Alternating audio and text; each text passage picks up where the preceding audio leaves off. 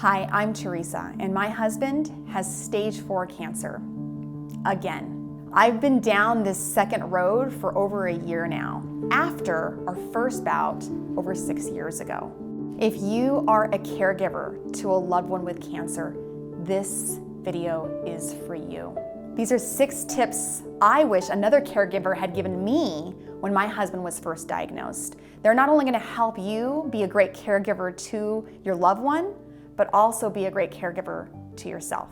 When a loved one has cancer, there's so much happening all at once, not only with them physically, but also emotionally. And balance is critical with giving good care for them and for yourself. So on one side, they've been dealt this blow of a diagnosis that is probably affecting them in many ways emotionally. And we know, science has shown that a positive mindset is critical to actually being able to beat your cancer diagnosis. So they need to have a positive mindset. And a lot of times they're gonna have it, right? But when they don't, and even when they do, our role really needs to be a cheerleader for them, right? Being a cheerleader through the ups, through the downs, to help them stay motivated, stay positive, because that really is going to be a critical ingredient to their success in getting into remission. Now, on the flip side, if we're constantly always positive, never shedding a tear, everything is great all the time because we want them to stay positive, it can come off uncompassionate at times if you never really show any type of negative emotion about what's happening. So I think there's also a balance with showing them compassion, crying with them at times, right? Showing that this is something that you didn't wish for them as well. And when they are suffering, being with them to have an ear, right? And showing them that you care in that way as well. Now, don't stay there though. I know there can be times where it can feel really dark and you might be the one that wants to stick your head in the dirt or underneath the pillow and say, I'm just not gonna look up until this is over.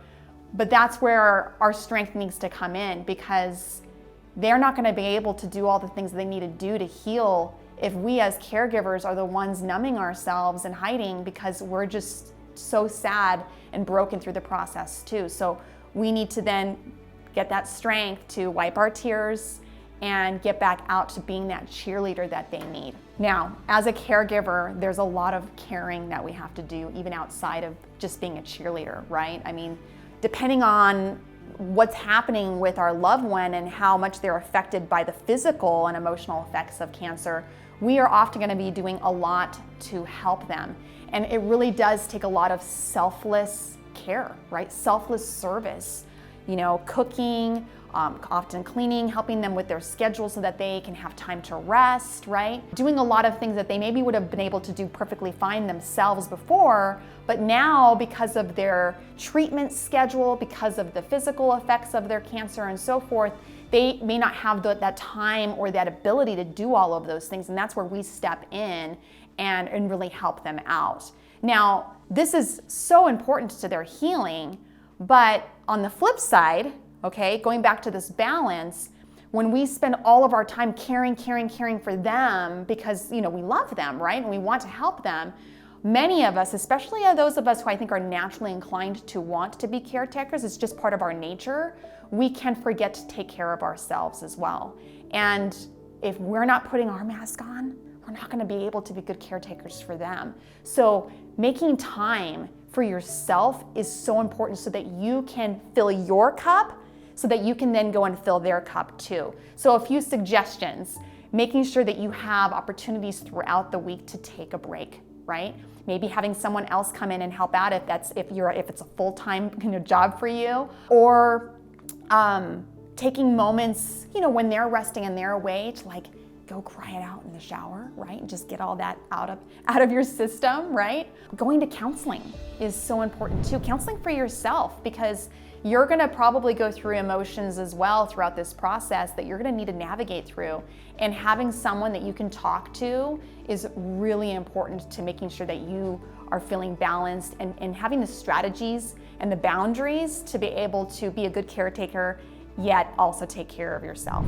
If you are a caretaker, like maybe a husband or a wife, that's very close with your spouse, and this is affecting your finances as well because you share the finances with your spouse. Getting help from like a GoFundMe is really important too, because that's going to reduce that stressful strain on yourself for being able to finance their healing, but also be able to even get help with some of the things that you need to do that you don't have time to because you're busy taking care of your loved ones. So for example, I hired a young lady to come to my house a couple times a week and just chop all of the vegetables for me because I'm busy doing all the other stuff, and it seemed to just take so much time.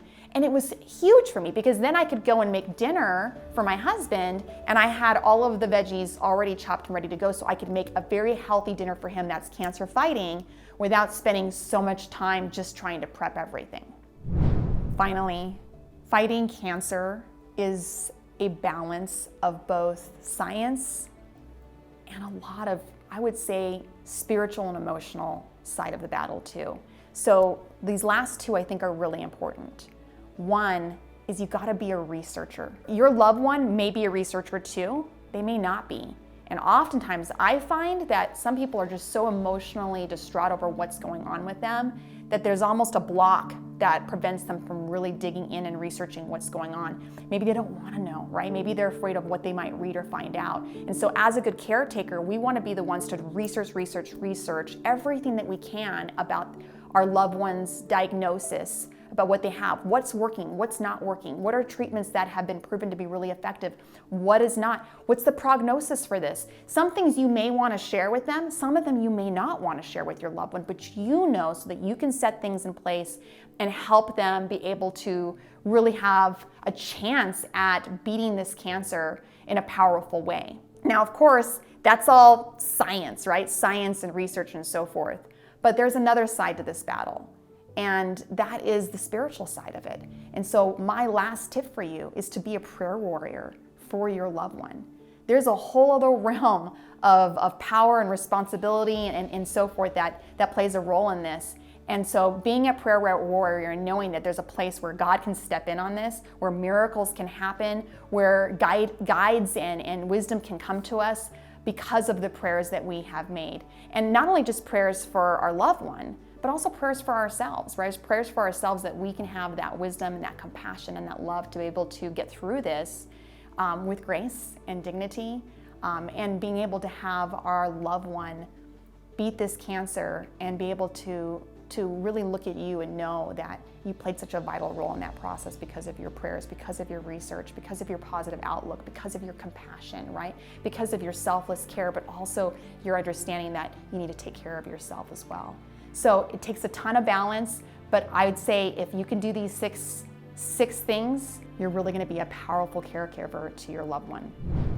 If you are a caregiver and you want more tips, more strategies, more support as you go through this journey with your loved one, make sure and subscribe to this channel. I will be here sharing much more than what I just shared today, and my husband will be here sharing what he's doing to fight cancer as well. So you're gonna really get so much information from both a cancer patient and a caregiver to really help you in this journey.